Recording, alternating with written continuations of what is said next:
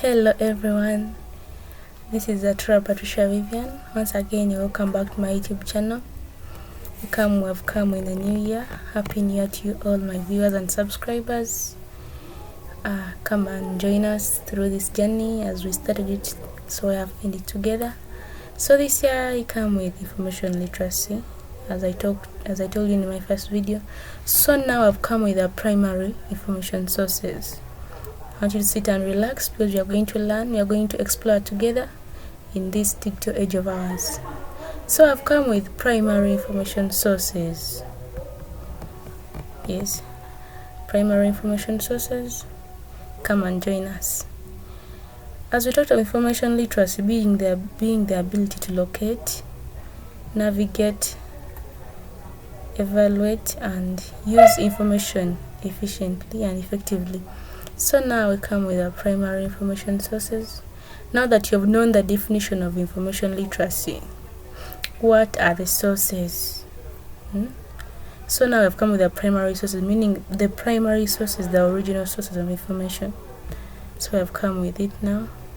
We pray that you will be with us. So we are going to start our introduction for today. So once again, I'm Atura Patricia Vivian, bringing to the primary information sources. Be ready to learn and explore. First of all, what are information sources? Information sources are any materials, records, or documents that provide knowledge on a particular subject. These serve as foundation for research, inquiry, and decision making across all contexts in everyday life, academic and professional. That is a definition of information sources, what you're going to talk about. But basically today we're talking about the primary information sources. So what are primary information sources?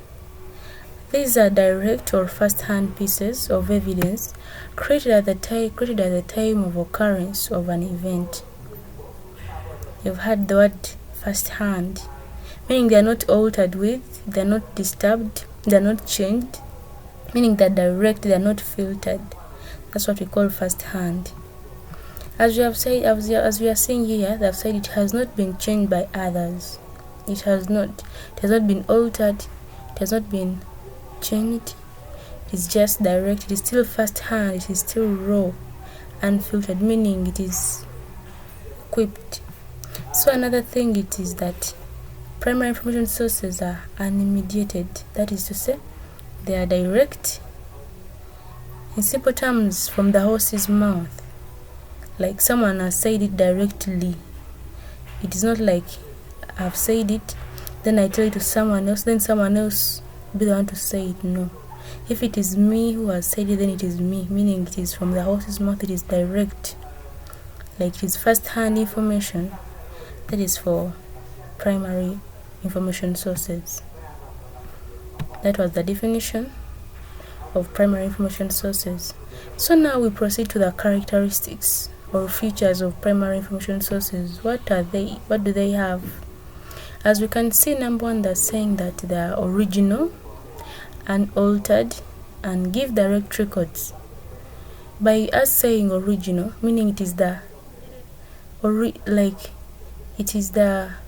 real source of information. That's why they call it primary. And the information being unaltered, meaning it has not been changed, it is still the way it has been. It has not been altered, it has not been changed. And here they said it gives direct records. Yes. And now another point is that primary information sources are often raw, unfiltered information. When we say raw, meaning they're still unorganized, they're still disorganized, but they have the information. That's why we are saying the unfiltered information. Another point is that primary sources are unmediated. That is to say, no analysis from another person. There is no other person delivering that message, meaning it is primary, it is direct, it is from the horse's mouth. That's why we are saying it is unmediated. It's not that I've said it, then it's not that I've told it to another person, then that person to be the one to deliver it. No. If it has come from me, then it is me. Meaning there is no analysis from another person. That's why they're saying the source itself is the evidence. So we proceed from the characteristics, from the definition. What are the examples of primary information sources? So we look at number one being the documents. For example, historical documents like the census data, personal letters, newspapers. In this you'll find that, like for census data, census is carried out after some period of time, after a long period of time. For example, 10 years and above. So when this census is carried out, the information has to be kept. That data has to be stored so as to be referred to, and maybe in the next year when they are carrying out another census. That's why I'm calling it historical. And another thing is personal letters, which can be written from one person to another. If one person has written a letter to another one, then another one stores it. That is a primary source. It is a source from it is original. And also newspapers.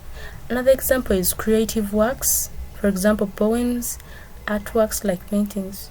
Because a poem is created, it is just creative work. It is not gotten from a book or somewhere else by someone by a poet. That's why I'm saying creative works, because that person is going to sit, put in mind what to write, think. That person is going to think of what to write. Then the person will come up with a poem, will come up with words that will make up a poem. That's why we are calling it creative work, meaning it is a primary source. It is direct, it is original. Then artworks like paintings, which are of course direct, which are original from a trusted source, because it's not that everyone can do paintings. So that person who does it, that person will be the source, meaning it will be original. Another example of primary sources, we have the oral histories and interviews. Here I can give an example of interviews where like a person is interviewed maybe on a radio talk show, maybe a TV talk show. You find that person they're interacting orally, meaning that thing is primary source. It is directly, is original from that person, him or herself. So there is no change in words.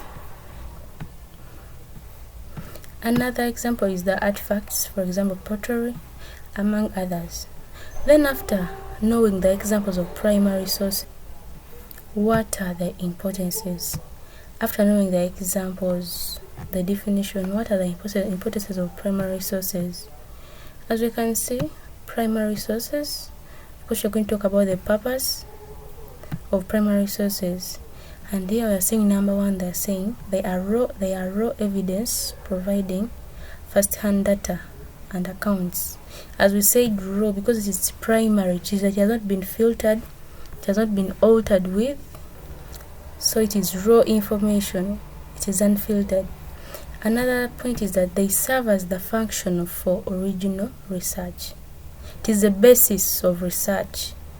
It is a foundational basis of research because it is original. That's why they are going to do research. That's why it is serving as a foundation. Another point is that it allows researchers to understand events from the perspective of those who lived then. So here the researchers will put themselves in the shoes of those people who were there then and try to understand those events that happened during that time. Then after looking at the purpose, we will look at the role of primary information sources in research. We find that these primary information sources, they are essential in fields that require original data, given the fact that they are original. So they are going to be used in those fields that require original data. For example, history, where we had a speech in the history books, where we have a speech by Winston Churchill about the World War II, and used by also researchers who gain direct evidence to support their arguments. Yes, thank you for listening. Till next time we meet again. continue subscribing, liking and sharing my links so that others can also learn and engage in our journey in this digital age of ours. Till we meet next time, bye bye.